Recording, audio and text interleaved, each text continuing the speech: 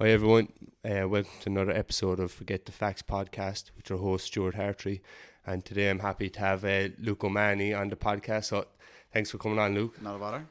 I suppose I always kind of ask people just to introduce themselves where they're at now. So my name's Luke O'Mahony. I am the owner of Integrative Health, which is an online nutrition consultancy and training consultancy, basically like personal training online, and obviously from Cork, know you all my life, grew up with you, so happy to be on the podcast. And yeah, that's probably the most exciting part of it, being honest with you.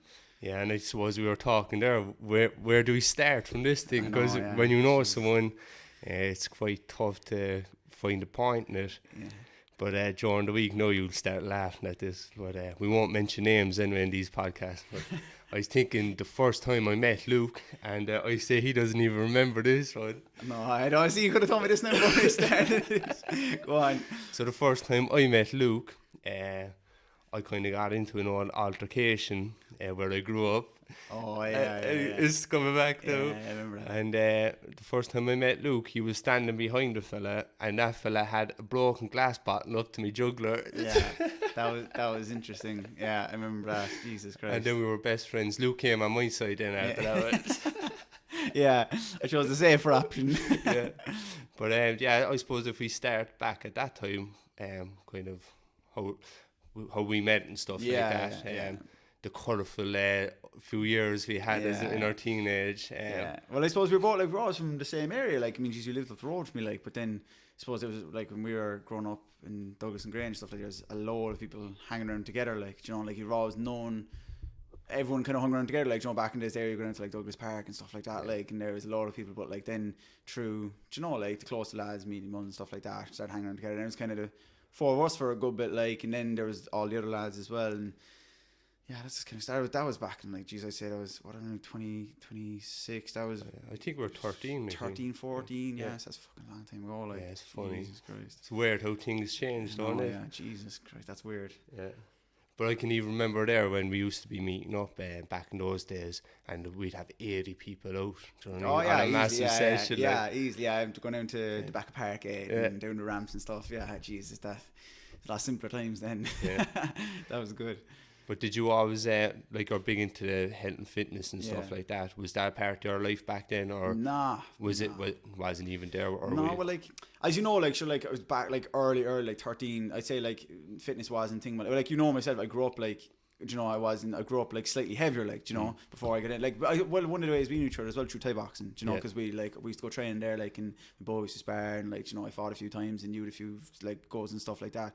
But like before that, like, she was furthest thing from my mind was getting into fitness, like, sure, like when we were growing up, everyone, like, Saint likes to go bushing and stuff like that, like, and go drinking and nights out and stuff like that. So it wasn't on my mind until, I suppose, I don't know what kind of the turning point was. It was more so probably when I was just kind of coming into like my 5th, 6th year school, and before, like, I was kind of like, right, I've had a few years now kind of going bushing and stuff and going to house parties and stuff, and I'm like, where do I want to go from here? Like, do I want to, I was working with my dad at the time in DX, like, and I was working for nothing per week, and I was, earning nothing. I hated the job, and I was like, where am I going to go from here? And then it kind of dawned back me, like, all right, I kind of like the fitness element of training for Thai boxing. It kind of helped me get over my own weight loss, and I was like, right, like, initially I wanted to become a chef.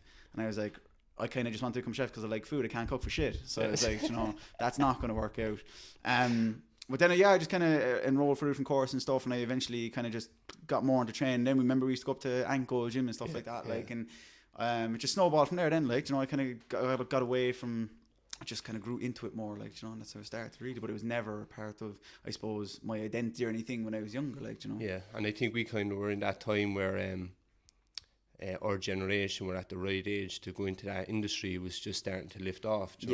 But I suppose if that acceleration in that industry wasn't there, where would you think you'd be doing it? What would you be doing now? Or I don't know. I don't know. Like, I mean, it's hard to tell. Like, I could have fallen into a trade or something. I don't know. Like, I mean, I could have just chased up another course. I could have just been in any job. Like, I mean, with my degree, I could have went a few different avenues in relation to fitness, like in terms of management, marketing, stuff like that. Like, but it's hard to tell. I could have just ended up working with my dad, like, just doing something like that. But the most important thing to me is that I found a job that I actually enjoy, because I fucking hated working when I was like 18, 19, 20, 21, I hated all the jobs, like waiter, and I hated all the jobs I had. So I wanted to find something, even if it wasn't financially freeing or anything, that I actually just got up and I was like, oh, I don't dread going to work today. You know, just something so simple as that just meant a huge amount to me. Like, yeah, and do you think a big part of it too is to be self-employed?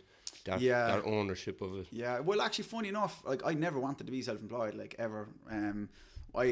Initially, like I started in the industry, got my degree, worked as a personal trainer when I was like, I'd say 19 to 22, and then I went all fully online as like fully nutrition related and training related online. But like I never wanted to be self-employed. My goal was just to like, you know, transition. Like I was working for a few different companies and stuff, in charge of nutrition for a company here in Cork, and I was like, yeah, great, this is unreal, like, you know, because I have like a guaranteed wage, and I was like, you know, not the same degree of responsibility and stuff, and I was like, but then I suppose it just naturally blossomed. I was like, okay, I have a bit more potential than I thought, and I was like, the demand is there, and I was like, it's kind of an opening, so it just kind of fell into it. But I was like, if you asked me when I was in college, are you going to start your own business, I would be like, no, I've never went to that. Probably a large amount of it probably from fear as well, like. Yeah.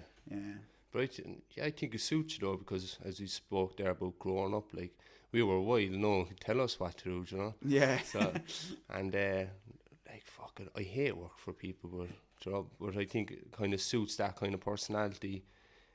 That even a lot of our friends kind of work for themselves, or if they don't, they find it tough to go into that narrative that someone tells them what to do, you know. Yeah, I know what you mean. It can be naturally ingrained in a way, like, but I suppose it's never my actual ambition to be overall self-employed. Yeah. And I suppose I was kind of reflecting back on the work that you do and just found your journey throughout your career. You have that additional kind of element, but that you're interested in kind of the mind of it, someone's mind, which I think not a lot of people are. Like, that's what you just take off your own back to add that in. Exactly. Try and talk about that. I suppose that's why, like, I call integrative health. The name of my business is Integrative Health, is because if you're to define health, it's not just physical, it's mental, it's psychosocial, you know, it's social, economic, and all these things. Like, and that's why something like initially when I came into the industry, it was all like, right, you know, what are you eating, how are you training, you know, how much can you bench press and stuff like that. But then eventually I began to, you know, you develop empathy for clients, you begin to understand them, their psychology, and, you know, you understand that it's much more like everyone knows what to do, it's how you get them to do it, you know. So that's where psychology comes into it. And health as a whole is not just about what you eat and how hard you train, but all the multifactorial aspects of it. And that's where I just brought that side into things, and just I suppose just kind of developed not like necessarily my own niche, but my own way of applying a niche, I suppose you'd call it, like, you know. And I suppose for yourself, like, how do you manage them boundaries when you're dealing with someone's kind of mental health aspect of it? That's actually a really good question. It's something I was very much so struggling myself with in lockdown, was taking on external stressors from others, you know. I mean, like, when you've over 120 people checking in per week and 95% of them are struggling, like, and you're trying to just give them a morale boost, and you're taking on their stress, not on them obviously, because they don't know that, like, and I signed up for that, but like, you have to, it's hard to, right, how do I detach myself from that, like, you know. But outside lockdown, outside like COVID or anything like that, let's say 2 years back when I was still doing it, and, you know, someone checks in and they had a family member die, and you're trying to understand, like, right, how can I get them to just feel any bit better? How can I get them to see things from a more rational perspective when they're in this mind frame? And I suppose it's hard that I have to not cross that boundary into something that I'm not qualified in either, because that's a very fine line that I don't want to do either, like, you know. Yeah, definitely. And I suppose we're all human, we all have shit days too, like, exactly, so if you wake up and what time did you actually get up there, Luke? 5 a.m. every day, right? Fucking hell, right? Yeah. So when you get up at 5 a.m. there, and the fucking chickens aren't even up at that fucking and you have a shit day, and then you have to not face it, but you have to engage and support people that like, you were all human, you must have faced them days, you know. Absolutely, 100%. I mean, Jesus is not going to sit there and be like, oh, I get up and I'm motivated every day, like, but it's just like the 5 a.m. thing. I mean, that's just when I was working as a courier with my dad, because like, he's just literally come in and be like, look, you have to go. Like, that's one thing that's massively stood to me, I suppose, with regard to helping culture to people as well, like, is that my dad ingrained a lot of discipline in me, like, you know. And like, he was like, you either go, you get a job, you work, or I'm not giving you money, like, you know. I mean, like, I was forced to go get a job, work from started when I was 14 in there, and left there, went into PT. Remember the day I handed my notice when I was 19. 5 years worked in there all throughout. Used to go in and deliver packages before school, and that stood to me then to just keep those habits ingrained, and it taught me like how to, I suppose, understand how some people have it worse, and how you know, you can always earn your better and stuff like that. Like, so, but in terms, like, I mean, Jesus, everyone has rough days. I get up and I'm just like, just try to get on a bit as best as possible, like, you know. But do you use any kind of techniques, or do you have any resources that support? Yeah, I suppose a big thing for me now, since I got, like, not grew older, I'm only fucking 26, like, but as I matured, let's say, like, is that before, like, as Shabod was like we would have trained and we would have used that as an outlet, let's say, you know, whereas, like, I'm learning now that training still can be a stressor. So, like, I try to use something else, you know, whether that be just going for, you know, a walk with a girlfriend, or whether that be just, you know, meeting up with lads, whatever, like, just doing something very simple, but trying to, I suppose, be, if I used to live, just be more proactive about managing your own mental well-being as well, like. Yeah, it's interesting though, because, like, it's one of the industries that people don't talk about, burnout, but like other industries like social care industries where people are engaged with people, burnout and supervision are kind of key elements to it.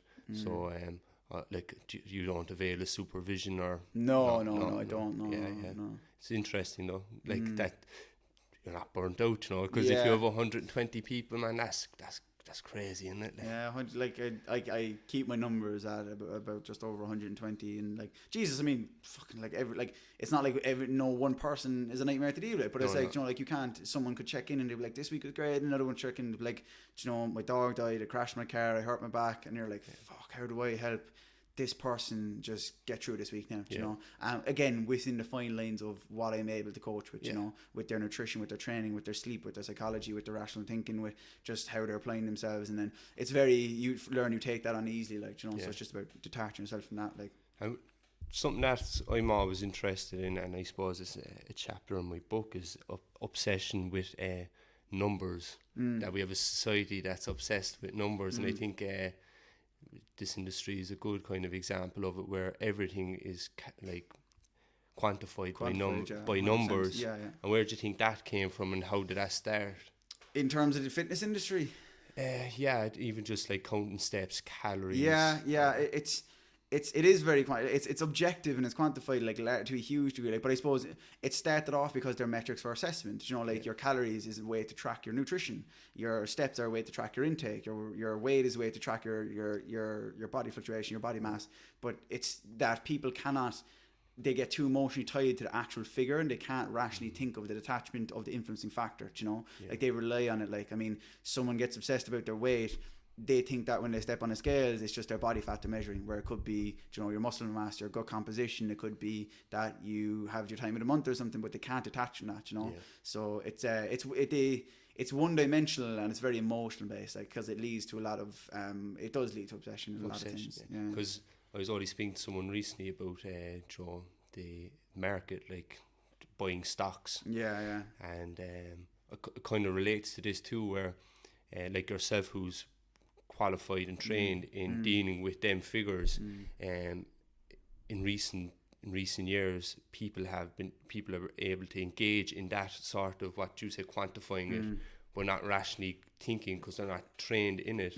So that accessibility to do it, but they're not trained. Exactly. There's no barrier. And the same with, like, buying stocks. Before, you'd have to go to a stockbroker to buy shares in something. Now you can do it on your phone.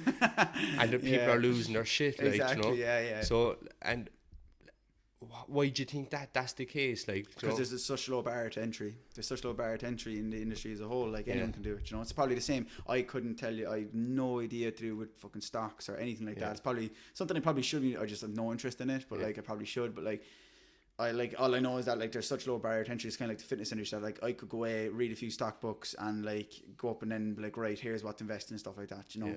Like, but you don't have to, like, it's not regulated to a large degree, you know. Same as the fitness industry. You can go away and you can do some very basic 6-week online course or something, and then you can start taking on clients, and no one's going to stop you because it's not regulated. Because I was just thinking back a few years ago, if you were engaging with, like, a personal trainer, they'd just say to you, right, just write down on a piece of paper what you ate. Exactly. And they do the numbering. You don't, like, you know, kind of. And if something was wrong, then they come back, okay, maybe we cut down this bit. Exactly. But now it's all put on the person, like, you know, kind of.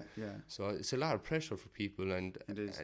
Like, if you kind of reflect on someone's daily routine, is they're counting their steps, they're counting their calories, the numbers in their bank account. It's all all quantified through numbers, and I suppose it takes away from the qualitative aspects of life then, like, you know, aside the numbers, like, you know, just something that, again, I've learned the hard way, not focusing on numbers in terms of banking and everything, but focusing on numbers of, like, you know, timing of your day and your clients and stuff like that. Like, it's just how much, like, what are you actually doing with your time, and just spending time with people, you know, that obviously are closest to you and stuff. Like, the qualitative aspects, that can be most important, like, that gets just overridden, like. And do you think body image changes the industry as it goes forward, like? In what way? Like, as in, can the industry fluctuate regarding what people want to look like based on what's kind of pushed as the norm? Yeah, but I suppose that depends on who's pushing it as the norm then. That's very much so like a filter bubble effect, you know? So, like, the filter bubble effect would be like, who you follow on Instagram, Facebook would be very different than what I follow. So what I'm exposed to, the norm is different because of what I'm being exposed to, you know?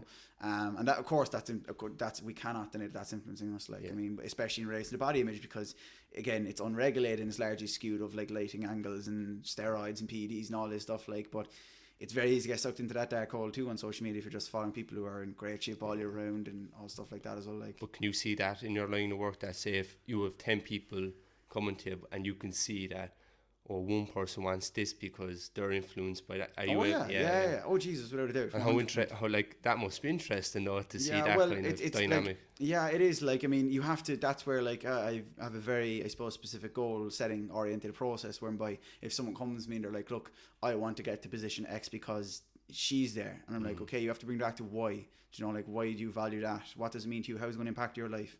Do you know, is that a realistic comparison? Why are you comparing yourself to her? How long is she training? How long are you training? Do you know? So, like, you just break it down, like, do you know, you start at the first level in a hierarchy of importance, then you dissect it every bit to bring it down to the core foundation of, like, okay, we need to not compare it to her or whatever, like, and like, obviously my industry is always going to be body image based, like, it's results focused. People want to get abs, they want to get an ass, they want to get, you know, they want to cut down for the beat or whatever it is, like, but it's about not being too absorbed by that to the point that it becomes, I suppose, dangerous then or anything like that, you know.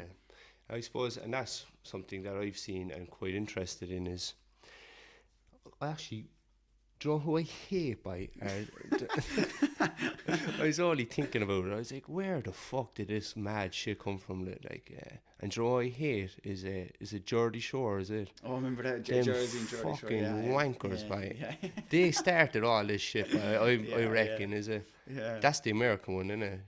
Was it Jersey Shore was the one in America? Which meant DJ, what's his name? That DJ fella, and then Geordie Shore was the one in Newcastle. Yeah, it's all their fault, man. There you go. Solution. Motherfuckers, man. MTV should be held accountable. Yeah, exactly. But that I was trying to think, like, I was like, when the fuck did this madness happen? And then what I actually find quite sad and quite dangerous is people value the picture of them, their physical aspect, and they take a picture, and because they have muscles, they see themselves as a strong individual, but they could be crippled inside. You know what I mean? These people then can't hold their head up high. Oh, absolutely. And how the hell does society go from prioritizing having a physical appearance of being strong over fucking mental strength? You know? Like, something I try to instill in my clients then with that, like what you're saying is, your physical appearance should probably be the least interesting thing about you. Do you know what I mean? Yeah. Like, if you're defining your identity on your abs, or you're defining your identity on the veins in your arms, it's probably something you should look to revisit. Like, do you know, I'd more so be interested in how much time you put into your family, or how much time you read, or how much time what you do for your community or something, like, you know. But I mean, Jesus, not to take away or discredit anyone who's in great shape, puts work into it, but to define your identity by that and put all your eggs in one basket there, that can lead to downstream psychological effects then. Because we know, we all know people who are like that, you know what I mean? Absolutely. And it's fun. You're going, Jesus Christ, man, this is just a plaster effect, you know. Oh, geez, and to be fair now, actually, to caveat to that, I probably did that myself. Do you know, when I first got into the industry, I probably felt pressures. I was like, right, I have to be in good shape, like, you know, because I need to be in authority where like, clients come to me and be like, Jesus, he has abs, he's getting so, like, I dieted down, and I was like, gotta focus on my body, missed out on social occasions and stuff. But then, just through natural maturity and through better knowledge, you're like, do you know, like, I put up a post before, like, and I was like, I don't think I've gotten one client ever in my entire career so far that has come to me from my body. Like, Yeah. they have never once signed up. They've literally not been like, come here, I want to sign up to you there because you're in great shape. Because one, they definitely won't be coming to me for that anyway. And two, because like that's not why people sign up, like, you know. You get to rub your abs once a week. Exactly. Do you know what I mean? Free with every package. But no, like that, I haven't gotten one client in that regard, because that's not why you should be looking to take proactive action on your own health either, like, you know. Definitely, because like our generation and generation below us and stuff, they're willing to pay a large sum to avail of the because that's what it is information on how to improve your physique. But then if you ask them to, would you not go and get support for your mental health? Yeah, it's mental. It's like, no, like that's like €50 an hour, and you're going, that's a really interesting shift. Yeah, like they don't value it, or it hasn't been supported. Like, but it's that massive jump in maybe the last 6 years. It's insane, man. It must or be. they kind of look at it then like that. Okay, getting coaching or personal training is something that I can be proactive with, whereas mental health and counselling is something I need to be reactive with. So something has to break, or something has to, you know, it's kind of like if you were to apply the same thought process in the opposite, it'd be like, right, you need to be morbidly obese and at risk of coronary heart disease to get personal training. Yeah.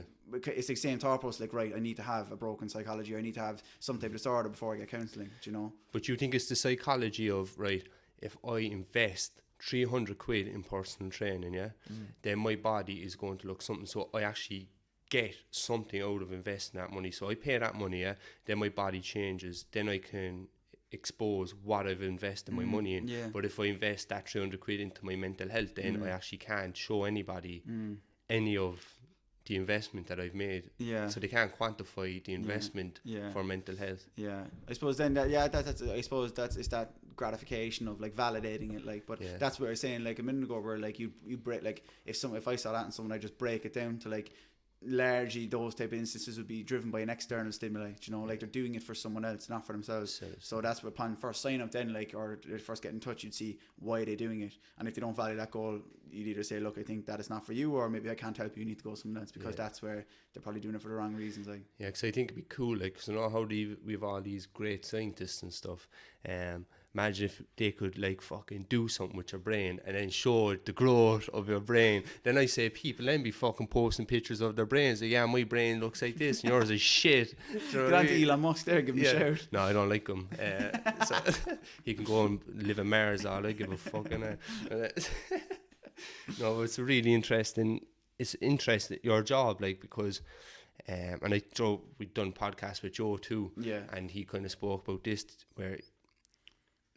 Like, what do you classify yourself as? Do you know what I mean? I know, yeah. What's your role? Like, do you know what I mean? Yeah. You can't go, blah, blah, blah, blah, blah, you know? Yeah, I know. I suppose if anyone asked to call myself just an online coach, like, or an online personal trainer, do you know? But, like, that's probably, that's what I'd label as, like, an online personal trainer, an online coach, like. No one sees them different elements. Exactly. When you say that on a superficial level, it's like, right, he counts your macros and he tells you how many steps to do.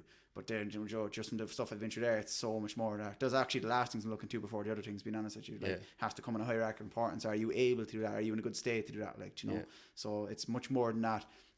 But that's on a superficial level, like, that's what can just seem then, like, you know? Yeah. And I suppose, I don't know, have you, so I'll ask anyway, have you ever told someone, look, the same for you? Oh, yeah. Absolutely. And what's that process like then, like? The first few times I've done it to a few people now, whereby like either I kind of don't know at all. Like, I mean, I'm very lucky that I've had a very successful career so far, thank God, touch wood. But like, I'm constantly trying to learn and better myself. But like, I've had a few times now people come to me like, look, I can't help you, like, you know.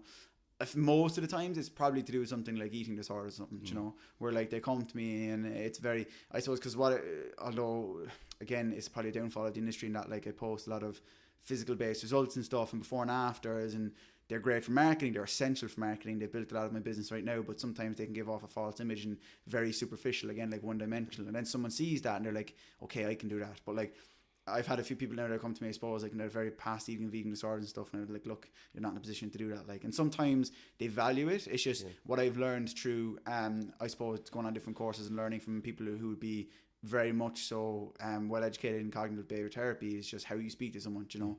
Before now, when I was a personal trainer, I wouldn't have much empathy and I'd just say it straight out, like, you know, because you wouldn't think of how someone would absorb your words and how that could impact them.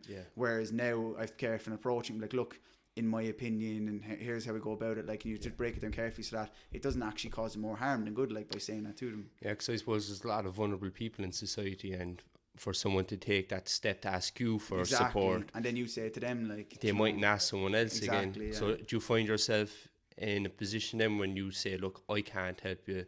Are you the bridge? Do you try to bridge them to something? Yeah, so usually I'd have 2 or 3 resources that I'd use in a specific circumstance, that, like eating disorders or psychology issues, that are 2 or 3 resources that I'd maybe try outsource to. Do you know, I'd be like, look, I'd recommend getting in touch with this person, or look, I'd recommend you try this, but like, being honest with you, I don't think 9 times out of 10 they even do. I think they just be like, oh, I value your opinion, and I'll try go off with someone else, you know, or I'll try sign up with someone else to just get lean. And unfortunately, some people out there who just want a bigger bank account and don't have integrity or morals, like, would just take them on and then diet them down, and then they're in a worse position again. Yeah, and that's what I was just going to say. It kind of speaks volumes for yourself that it's not about the money, you know. No, I think that's, well, what came from Joe's podcast and what's coming from your podcast as well, is that people like yourself have a very important role in society, and it can actually support people, or else it can destroy people, as you've said, if people are in it for the money. You can destroy somebody, you know, if you're dealing with someone who's vulnerable. So you have a lot of responsibility in it. No pressure. It's not that. It's just what I find quite interesting is you don't seem to have the supports that other professionals have. Because it kind of seems as it's undermined. You know what I mean? Yeah, that's a good point. Yeah, and even though you have so much value in society, and I suppose that's where I want to lead on next. Actually, is to ask you your opinion that if we're living in a kind of a world in society that people need to avail of, like, a service for someone to tell them how to eat. Like fucking steps, man. What the fuck? Like, this shit blows my fucking mind. I'm going there. What do you mean you have to ask some fella what the fuck? Just eat the fucking dinner, man. Do you know what I mean? Like, yeah, I know. Honestly, a lot of it is that, like you've heard the saying before, like, everyone knows like how to lose weight. Like, you know, most people know, like, everyone knows to do. It's applying it is the difference, and that's where it's accountability. It's accountability is the most underestimated thing. Like, you know, you don't have to be a very highly skilled or highly educated coach, but you can get someone great results just by getting them to answer to you every week. Like, you know, because people, like, I coach a lot of coaches, and I coach a lot of PTs, and that's a large bit of my business as well. I coach a lot of other coaches and PTs, and they know what to do. They do it to other people. Do you know what I mean? They're coaching others as well. It's just they need the accountability, so they need to be told, or they need to be just someone looking over them. Do you know? Because I suppose a lot of it as well with fitness-based information is paralysis by analysis. Do you know? There's so much out there. Like, we all know what to do, but which one is right? Do I do this diet? Do I do that? Do I do steps first? Do I do water? Do you know? So you enter into kind of a paralysis by analysis. They're like, it is kind of like some type of cognitive dissonance. There's so much information. How do I filter it? Do you know? How do I break it down? What do I apply? And that's where outsourcing and getting someone in can be that. It's crazy, don't it? Yeah, it's nuts, right? And I suppose your own personal thoughts on, because you obviously value healthy eating and healthy living. That healthy food is more expensive than non-healthy food. Like, and what's your kind of thoughts on that? Is that something that, like, you get pissed off about anything? Like, do you know what I mean? Are you just trying to rile me up to get me going or something? No, it's like I can't wrap my head around people can fucking eat the fucking food, you know what I mean? Like, or like have to, how many steps am I meant to do now? Jesus fucking Christ, like, you know what I mean? That stuff drives, I can't I can't see that through their lens, you know? And I think that's what this podcast is, seeing things through different lenses of people, you know? But that's it. Like, one of the things, I would have been like that before. When I started off, I'm like, fuck, would you come on? Like, I mean, Jesus Christ, what do you mean you can't do 6,000 steps? Like, or what do you mean you couldn't drink water because your horoscope was off? I mean, like, do you know, there's so many things, but you develop such a high sense of empathy in that. Like, you learn that, like, your lens is so much different from someone else's, you know?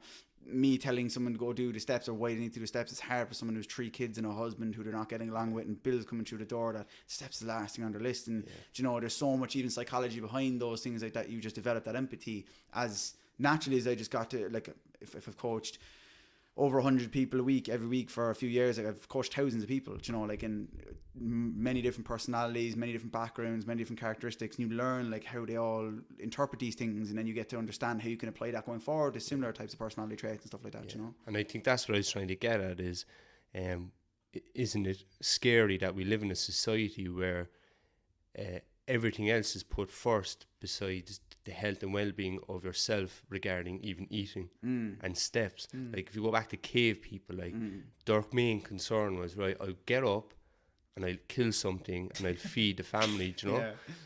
But now it's like everything, as you said, the bills come first. Fucking, absolutely, yeah.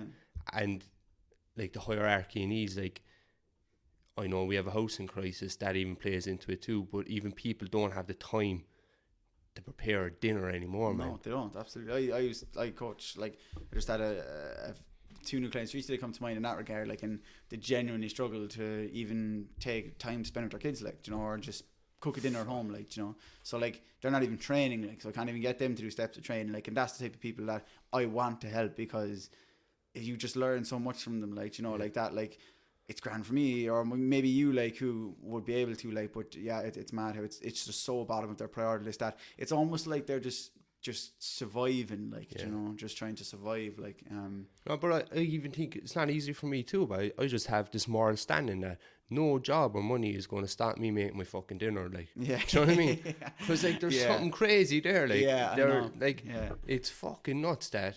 Like, I don't give a shit what you offer me. I make my dinner every day. Like, if I want to go to the gym, that comes first, though. Yeah, like, so do you think it's a different mindset? I think it could be down to what you value as well. Yeah. Do you know, maybe like you value the gym for your health and the dinner more. Maybe they don't value that, or maybe it just could be down to lack of education. Maybe they don't know that dinner, like, they're just, maybe they're like in a hierarchy of importance. That could be like 1 or 2 for you. That could be 6 or 7 to them. Yeah. Do you know?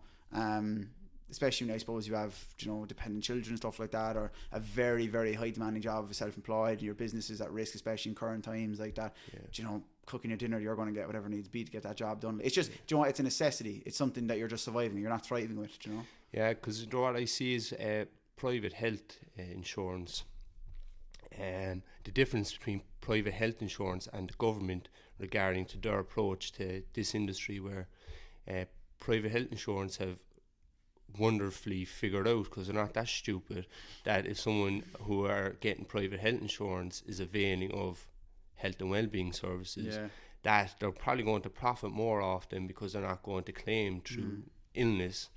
So by just giving like a small lump sum once a year to that person, they're going to save massively, right? So like mass capitalist corporations have finally said, put their thick heads together and said, yeah, this in the long term this works, you know, but our government seems to like can't see the social benefit at all for investing it, like. Do you have any thoughts on that? Like, I don't know, I think that, like, if I go down to stuff like that, I just go in a rabbit hole, like, do you know what I mean? My deep brain, dark hole. yeah, Jesus, like, I mean, I like, not that I don't pay attention to it, but like, it's just, I always feel like there's more to it than I know to have. Not I suppose everyone has an opinion, but to give an educated opinion on it, do you know? I wouldn't have the educated background to give an opinion on that, like, whereas like, you would, like, because I know you'd look into like it. If you go into a supermarket and you buy a chicken, all so done a Sunday roast, you know, or something that's really healthy or something, right? Just for argument's sake, and it comes to just £6, just throw a figure out there. But then you can go to the freezer section and buy like 4 pizzas or something, and it comes to like £3, like, you know. And if someone's on the margin of survival, like they're going. So then the people who are kind of socially economically like deprived or lower class.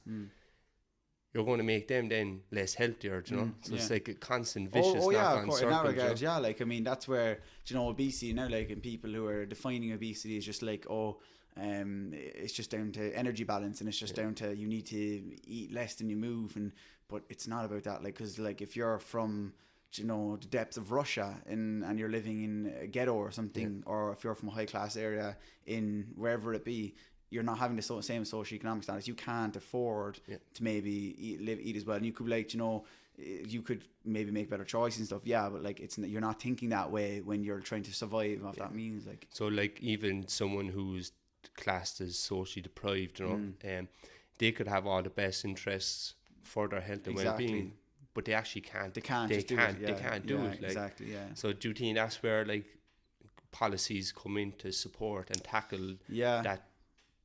That grassroots kind of level where... Yeah, I suppose, like, do you address it from the context of the policy of the manufacturers of the food, or the regulation of the food industry, or the approach from the context of social welfare and upping that? I suppose, like, again, it's probably very multifactorial in regards to how you go to address that then, like, you know. Yeah. Because I know, like, even that, like, with food policy and stuff like that, like in manufacturers and stuff like that, that's another different rabbit hole altogether. Yes. Then, like, you know, I mean, like, if you're going to tackle that, like, that's it's just so, even the, like, coming up from the Industrial Revolution, ease of access to food and stuff, like, I mean, and then that's where things like, you know, it's not, EBCD is not just about, yes, it is obviously, it's a result of energy balance, but it's the multifactorial influences of energy balance, like you just said there, like, you know. Yeah, and it kind of ties into climate change as well, Jock. Yeah, oh yeah, 100%. All that stuff will 100% influence. Like, your ability to access good food is going to be implemented with climate change, and even growing your own food, Jock. Yeah. And I know you've spoken in schools as well. And what's that kind of experience like?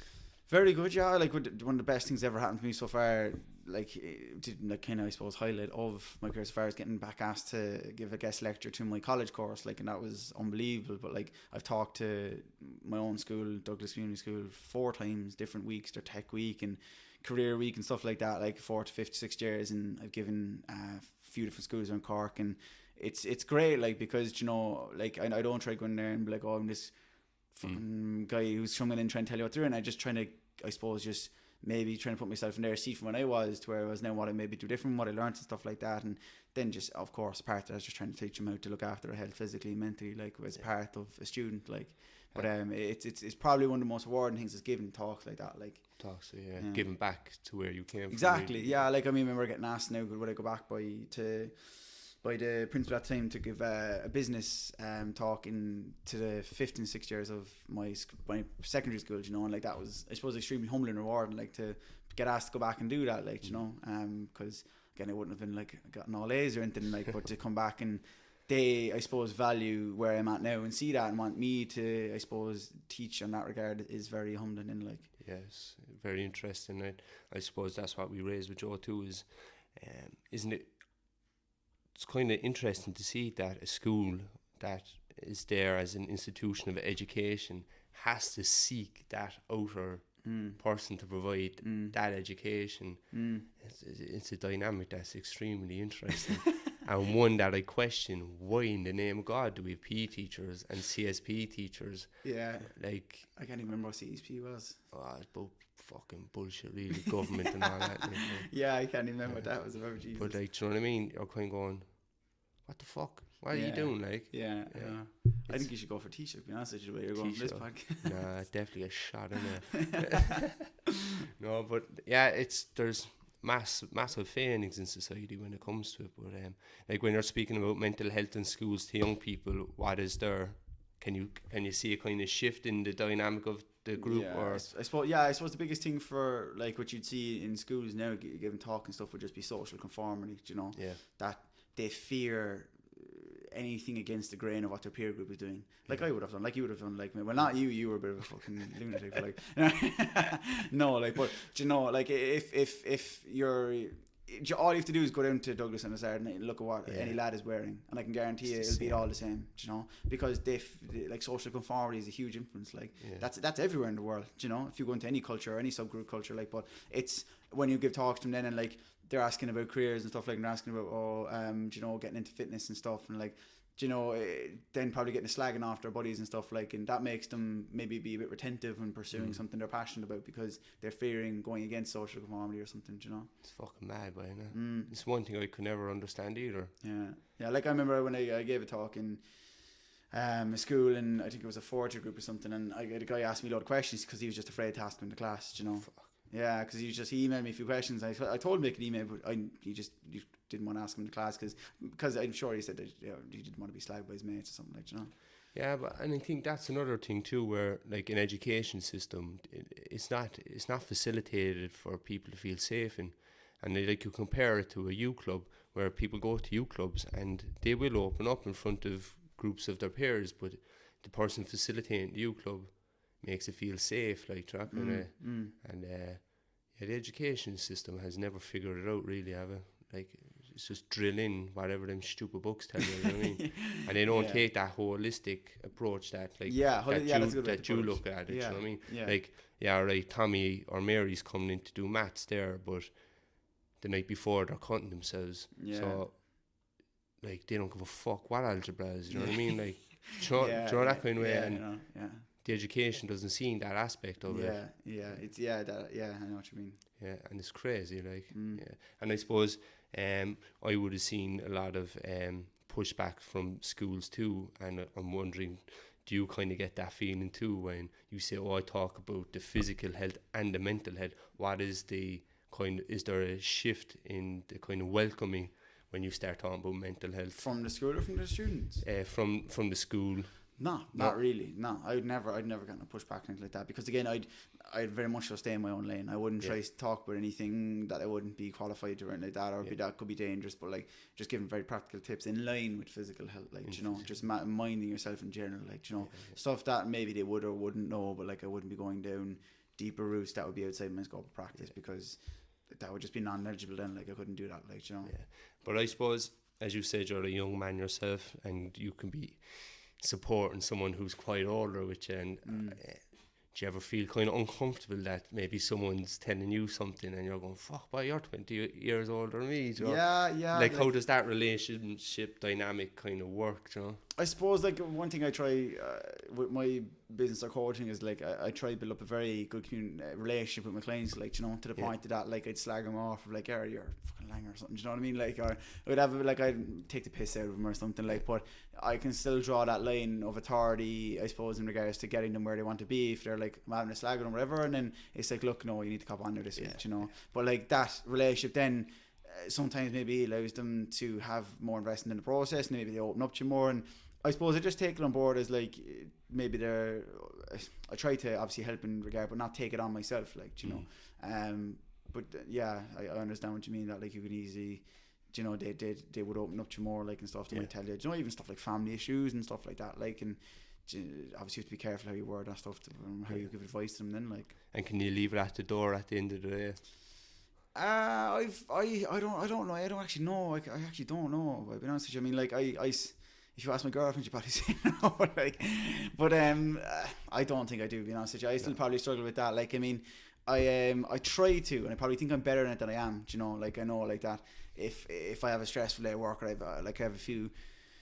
have a day of very heavy check-ins, maybe, that people are going through a lot of stuff like that, I know that I take that on myself. Whereas I know that when I have check-ins and people are having great days or whatever, that I'm enjoying grand in, like, you know. But that's just part and parcel of the job. Like, I still don't leave it affect me to the point that like I'm reflecting on my life or anything. It's just a case of like, oh, I hope that person's all right. It's more so just kind of, it's not sympathy again, it's just empathy. So like, I hope they're all right now today, like, you know. It's not like me being down on myself. It's just like, fuck, I hope they're okay, like, you know. Yeah, that's good. It's healthy. Yeah.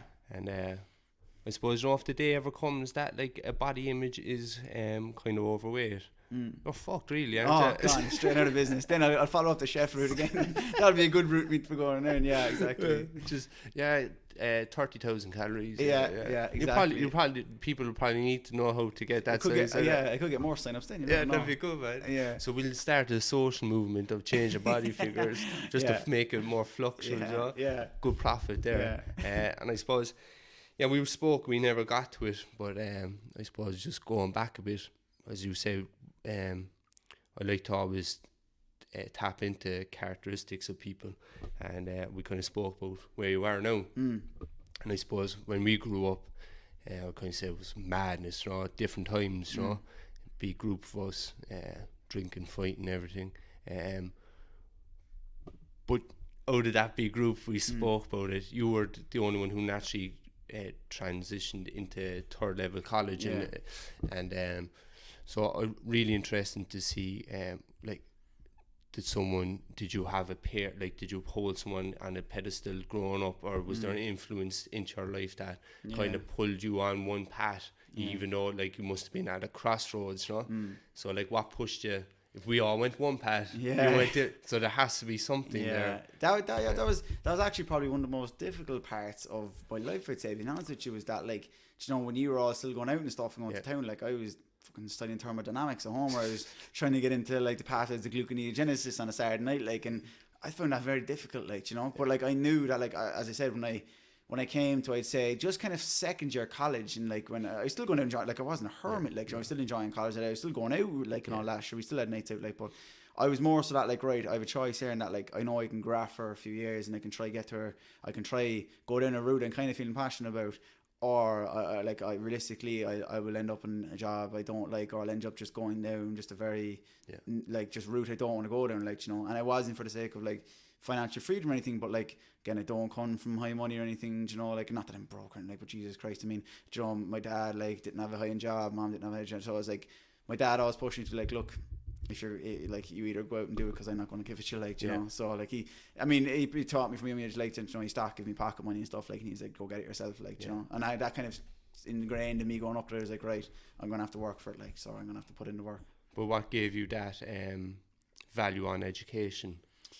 I suppose related to how I saw the probably tangible benefits of it in myself, and that like I saw like that it was keeping me more disciplined. I was then applying that discipline into my physical health. I was then applying that discipline as a result into my mental health. So in result, like, it was again multifactorial, that education was keeping me busy. Like, you know, when all of you are out on a Saturday night and drinking and stuff, like, I was still trying to study and stuff or whatever. I was doing a part-time course as well as like working and stuff, and to get my nutrition qualification and stuff, like, and that's just, I suppose, like, I saw the tangible benefits in that, like, right, education is bringing me in more people want to work with me because I know I'm applying that education, and therefore I can increase my prices, therefore I can build a business. So I saw that education was like, right, a huge part of me building to where I am now, because it had tangible results, like, and it still is, like, that's why I still heavily invest in my education at the moment, like.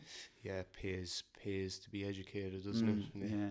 But I suppose we all take different routes, but we all come back around too, you know. Exactly. And it's interesting to see, like, kind of when all your peer group have one mentality, or the norm is just to work and have a fucking mad one, whatever. Yeah. It's interesting to see, well, one of our peers actually had a different mindset. It was only in years you can reflect back on it. You wouldn't even think about it in the time. In the time, and see, then just reflect on how that can differ, because I suppose there's, as you said, a lot of young people out there who find peer pressure is a massive issue, like, and it's good to have people talk about that, right?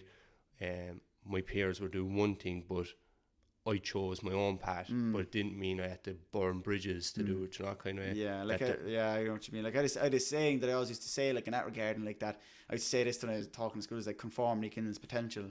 You know, like, so that if you conform with your peers too much to the point that you're afraid to go on your avenue, you kill your own potential of what you could be, you know. So that's something I always should have had in my back of my mind, like, is that if I conform to if I'm afraid, you know, of getting a slag and of not going drinking or not going to the house party and stuff like that, but if it's chasing up what I want to do, then I could be killing my potential of, you know, working for myself, financial freedom, or building a business, successful, whatever it is, like. You just become a sheep, you know? Exactly. Yeah, that's it, like, and that's where people just get caught up in a rat race then, like. And it's a vicious circle. But I suppose last question I'd ask again is that kind of colourful few years when we were young, and I suppose a lot of trauma and a lot of life experiences that happened in such a short period of time for a young person. Did that give you that resilience and that ability to empathise with other people? Yeah. In the business you're at now? Yeah, 100%. Like, you know, I suppose would have. Not everyone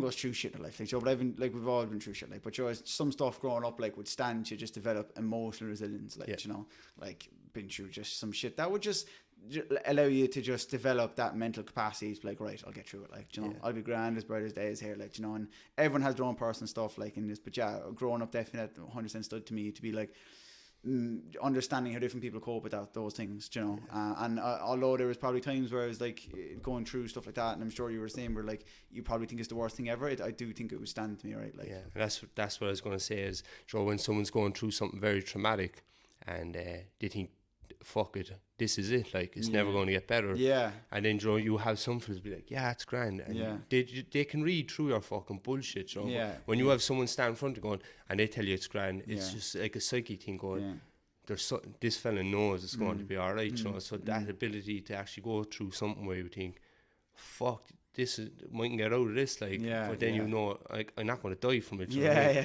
know, that kind of whole cycle based on perception, like, and then someone can see that and you going, well, he actually says it with a bit more confidence, he's not like shitting his pants and telling me it's okay, do you know what I mean? So I suppose someone like yourself, when they're seen as successful, you know, it's a holistic approach, and Exactly. that's streetwise. Yeah. Because we have a generation of people who are just educated. Yeah. And take a shit. You know what I mean? Like, after 5 o'clock, they're better off putting into fucking sleep mode. You know? So you need to value all of it, isn't it? Yeah. 100% all applies. Like, yeah, in all sense, yeah. I think that's why younger generations these days find a lot more pressure to find that balance in it. Yeah. The balance of education and a bit of streetwise. And, and these social media platforms where everything's videoed and taking pictures. Like I like there's some nights there I'd be up at night going, my fuck, if people were videoing the stuff we were doing, we'd be locked up. But sure, there'd like, be no fucking health and fitness. There'd be nothing like. I remember there was no Instagram or anything like. No, nothing. No, yeah, I suppose that definitely plays into things then today, like of how people their own psyche and stuff, like, you know, and the pressures of that, like, because.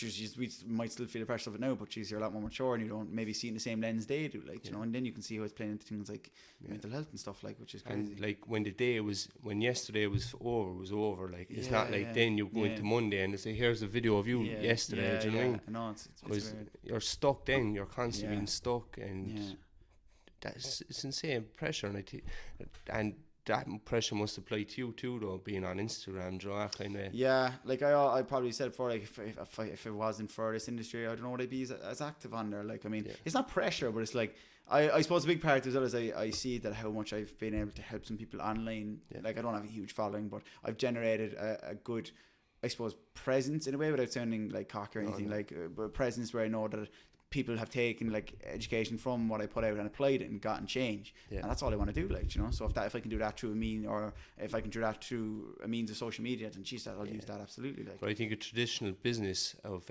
branding was a brand, a logo, right? But I suppose in your industry, I think the key shift in recent years was the brand is you. Yeah, the identity. Yeah, exactly. The brand is you, like, exactly, as a physical person. Oh yeah, absolutely. Yeah, like I am the brand, like, who has ups and downs, where like a logo can be flawless. You know what I mean? Yeah, it's inanimate, like, you know, it's just there, like, but it can be, it's not up or down, whereas the brand, you wear the brand when you represent something, especially in the health and fitness industry as well, like. So you're out there constantly. Exactly. So it was great talking to you, Luke, and I kind of like to end it by asking somebody, do they have any kind of quote or motto that they'd like to share with people, positive one anyway? So, I always have, the one thing I always have is, like, the only quote I keep in my head really is, besides not complacency kills potential, is 51-49, and it basically means to always put more in than you expect back out. So anything in life, like, you know, if you're working for something, always put more in than you expect to get back or give back. Bit of gratitude. Exactly. No worries. So thanks for listening, everyone. Hope you enjoyed it. If you wouldn't mind sharing it, it'd be a great help. And there's another few podcasts coming up as well, so keep an ear out. But thanks again for tuning in.